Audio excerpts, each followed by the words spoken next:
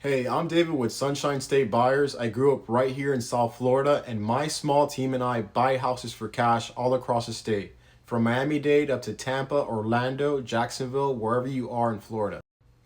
I'll be straight with you because a lot of people in this business aren't. Selling to a cash buyer isn't the right move for everyone. If your house is in great shape and you got time to wait, listing with the agent might get you more.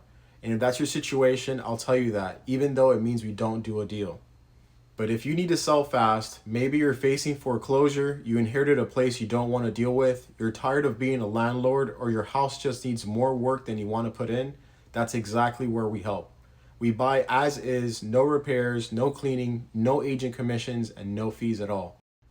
Here's how it works. You tell us about the house, we make you a fair cash offer within 24 hours, and we walk you through exactly how we got that number.